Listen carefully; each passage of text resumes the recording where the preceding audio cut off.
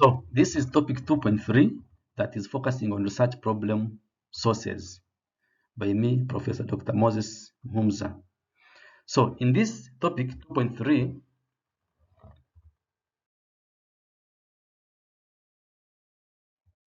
I will take you through the different sources of research problems. And to begin with, I'll start with the first source, which is publications. So publications come in different forms. They can be journal articles, they can be books, they can be conference proceedings, they can be dissertations, theses, they can be technical reports, they can be manuals. So all those different types of publications, which we shall be able to look at in another topic where we shall be looking at the review of literature, can be able to inform your research problem as a source. Usually these publications contain at the end of each of the different publications recommendations. So in those recommendations, those different researchers of those publications usually point out the different research issues, the different research problems that need to be investigated. Therefore, by looking at these publications and looking at the recommendations therein, you can be able to identify problems that need to be researched.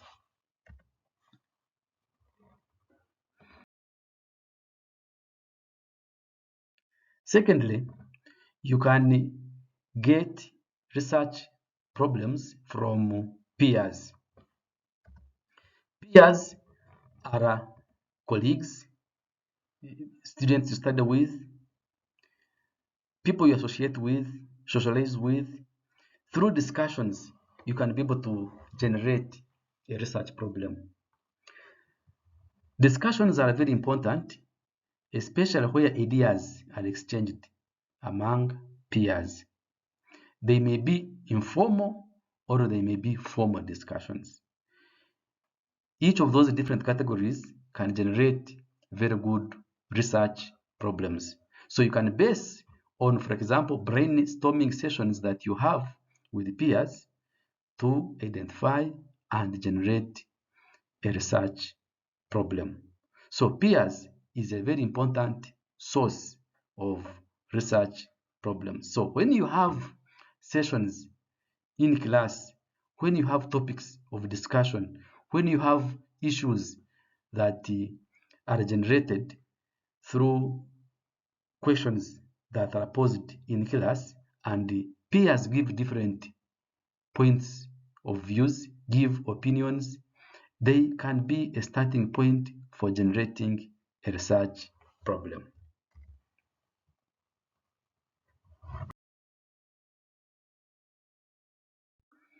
Then we have opinion leader or an expert. Experts are known to be very well versed with the areas of specialty. Experts can provide opinions. Leaders in specific areas, even if they are not researchers, have experience, have gathered sufficient information, knowledge, whereby they can be able to give an opinion, they can be able to give a point of view, they can be able to give an insight. And that insight, that opinion, that point of view can help you to start building your research problem. That can be a source. So, meaning that as you search for research problem that you need to undertake for your study, you can be able to consult some experts, some opinions. Such people are widely read. They have points of views.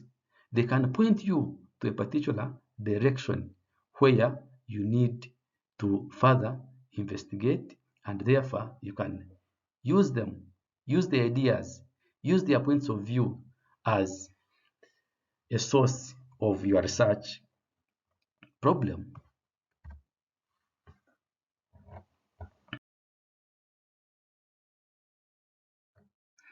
Then we have experience you had in real life as a person.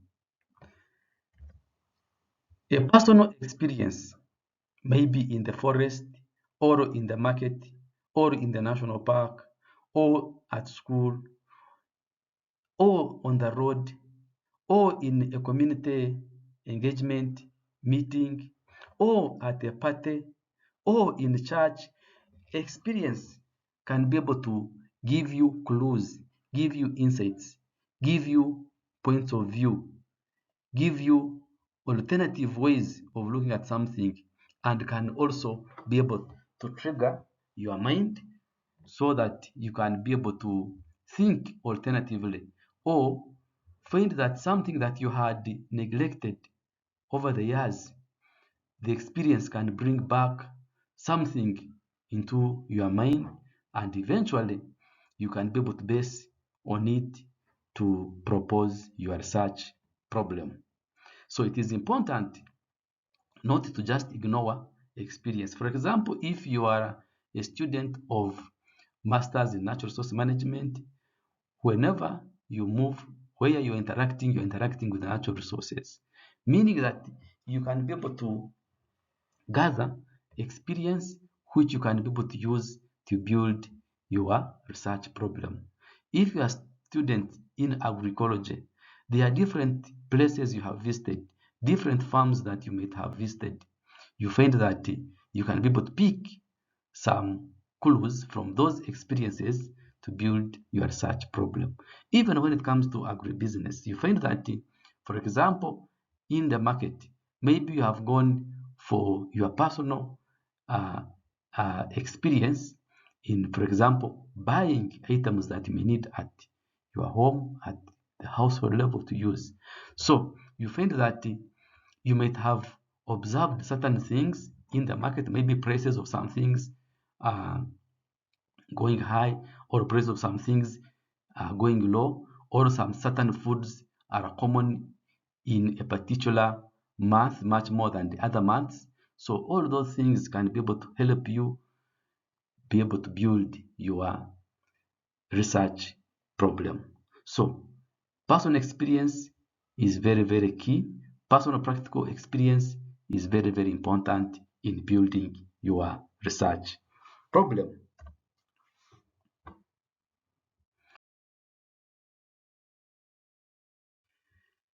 Now, a turn to thought and reasoning.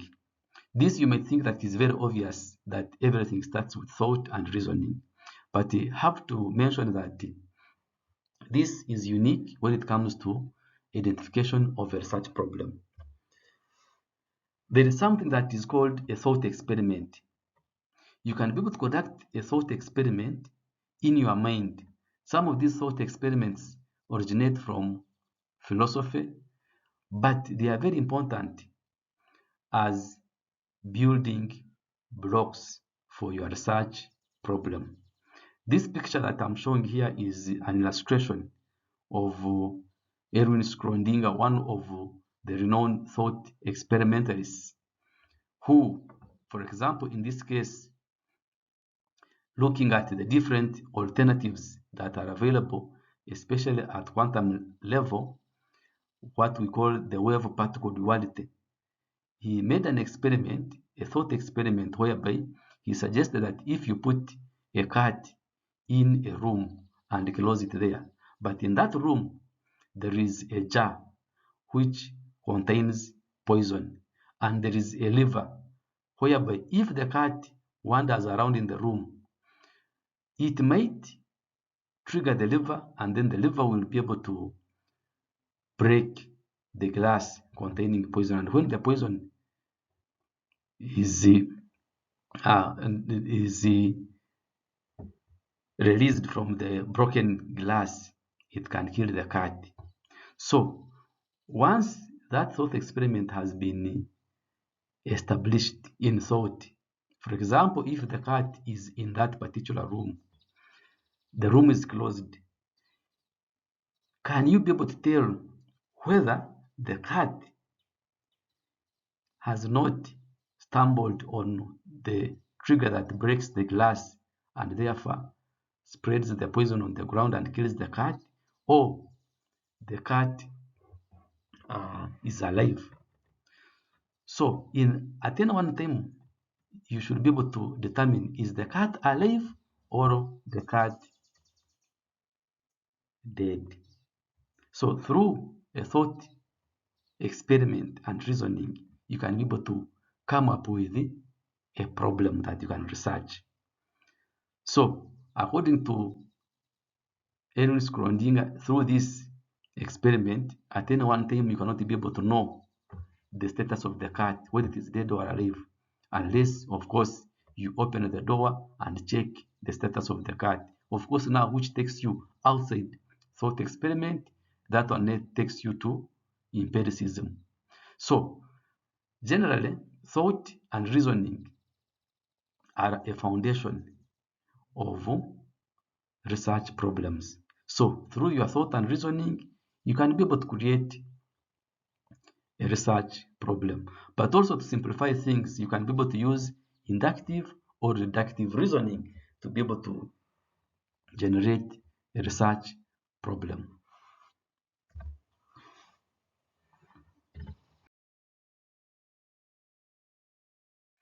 Let me now turn to another interesting aspect that usually in most cases is neglected, but also it is very important. Whenever you sleep, you dream.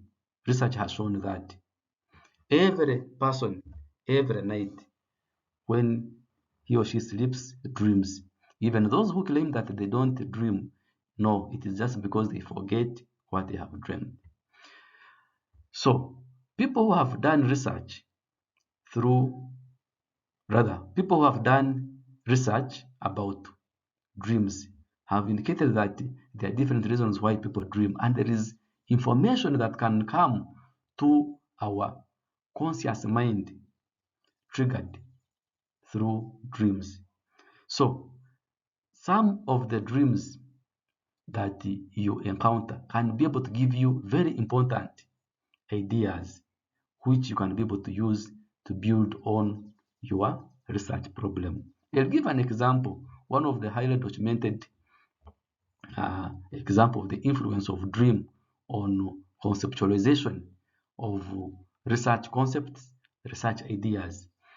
There is one of the renowned scientists by the names of Dmitry Mendeleev.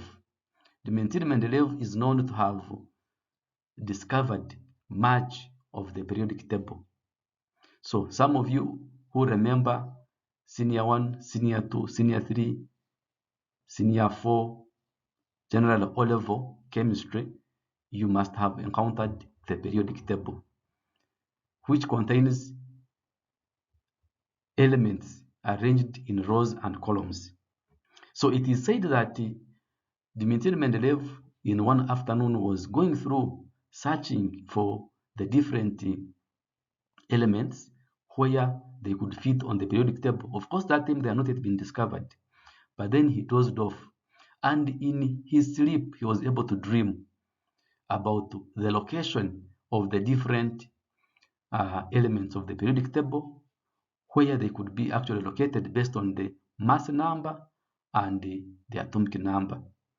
And when he woke up, he was able to identify a number of elements specifically where they are supposed to be located, even including those that were not yet discovered as of that time.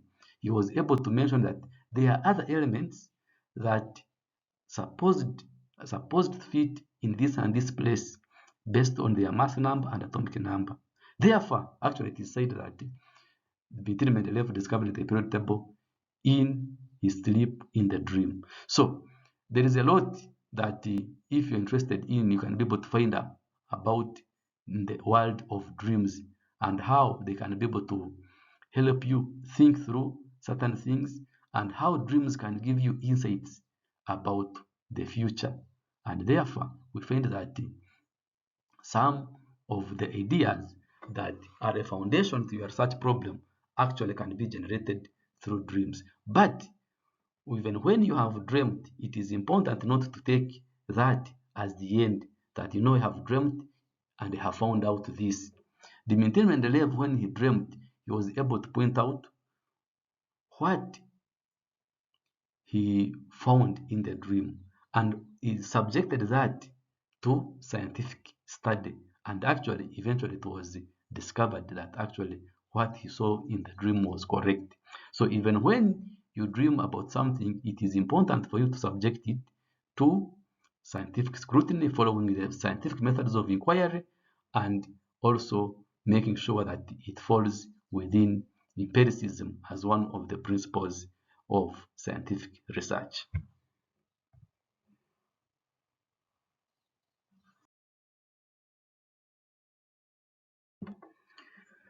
So now let me turn to intelligence gathering.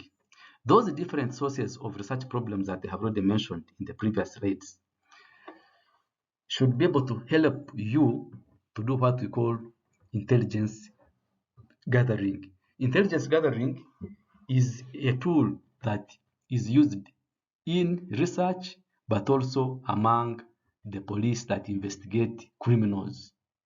So that's why actually in research we talk about investigating the problem. Almost the same methodologies, the same processes are followed in criminal investigation. So intelligence gathering is based on a controlling idea. So once you have an idea from the different sources that I have mentioned, so that idea actually is built through intelligence gathering. So investigating a number of relevant questions through intelligence gathering is very important. So there are fundamental questions that you can be able to pose, like why, what, how many, type of questions. So when you get to each of the sources of the research problems that I have mentioned, that should be able to help you to build on these questions, looking at the why, the what, and the how many. It is important also to remember that by asking those questions, you can take a survey of the literature. And the survey of the literature is very important, as we shall see in another topic, actually, which will be topic 3, what literature is and how you can be able to conduct a survey of the literature on the published topic, so that you can be able to connect what you have identified as a controlling idea from the different sources that I have already mentioned, and the type of questions that you ask. Then you interrogate the literature, but we shall be able to look at that in more detail in topic 3.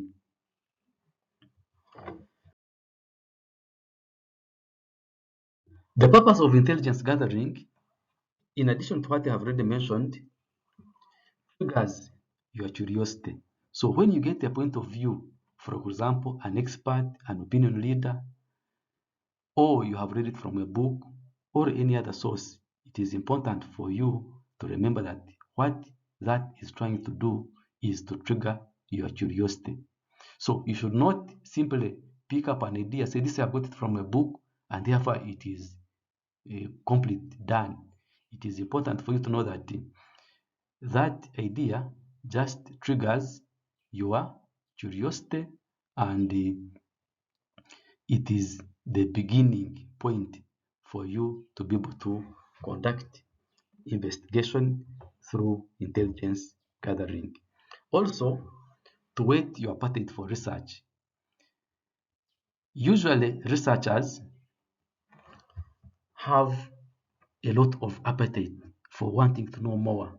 When they have something that they need to know more about, they actually don't settle. All the time they think about it. Okay?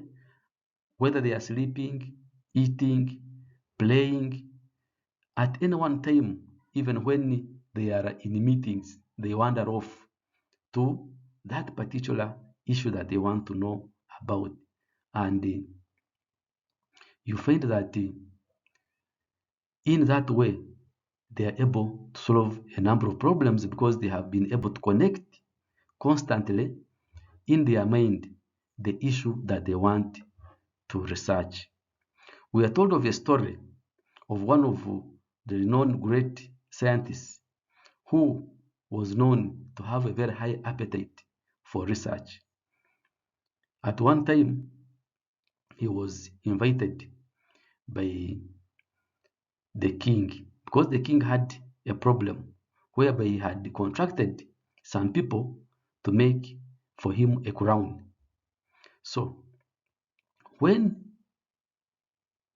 they brought the crown, the king doubted whether the crown was actually genuine gold, whether it was pure gold. So the king called all the people he trusted to be able to tell whether that what they presented to him was pure gold or maybe it was another metal but simply coated with gold. And of course, the condition was that they should not break the crown because otherwise they will be destroying it. So they wanted, uh, the king wanted them to find out whether it is really pure gold or he has not, or if he has not been conned. So different people searched for different answers, but they failed until they remembered that there is one person who was known to be having a high appetite for research, and they invited him to the king. The king explained to this person the story, but still this person also did not have an answer. But because he had appetite for research, wherever he went, he thought about that question, that problem that he needed to solve. So until it was one afternoon that he was going to take a bath as he was naked, trying to step into the bathtub, then an idea came into his mind. And actually, he moved out of the bath. He forgot that actually he was even naked and he went running into the streets, shouting, Eureka, Eureka, I have found it, I have found it. Eureka is a Greek word for I have found it, I have found it. So, the Eureka, Eureka Greek word, I have found it, I have found it. What had he actually found? He had found that when he was trying to step into the bathtub, his weight was displacing a certain amount of water. And he quickly reasoned that it means that his mass was displacing a certain amount of water that was proportional to that particular mass. And therefore, if he was able to know the weight of the crown that they made for the king, and if he knows how much a gram or a kilogram of gold, for example, how much can it displace? It means that by calculating the total amount or the total weight of the crown, he can be able to determine whether it is pure gold or not pure gold. Therefore, I have used this story to be able to point out that when you have appetite for research, all the time you always be with that particular idea that you want to research. You don't settle until you find much more about it and answer it. So, intelligence gathering enables you to have the need to know more. Always, all the time, you'll find that you have the need to know more. And also, to form a connection between your desire and your research problem. Usually, sometimes we tend to think that when we come to school, when we come to class, when we read, it is simply for the purposes of getting an idea. But what I have to tell you is that you should be able to connect what you read with what you desire. And once that connection has been created, that's when you can be able to firmly follow up what you desire. Remember, what you desire is an emotion. So when you create your connection about what you need to know and what you desire, then it will be a very strong basis for your research problem.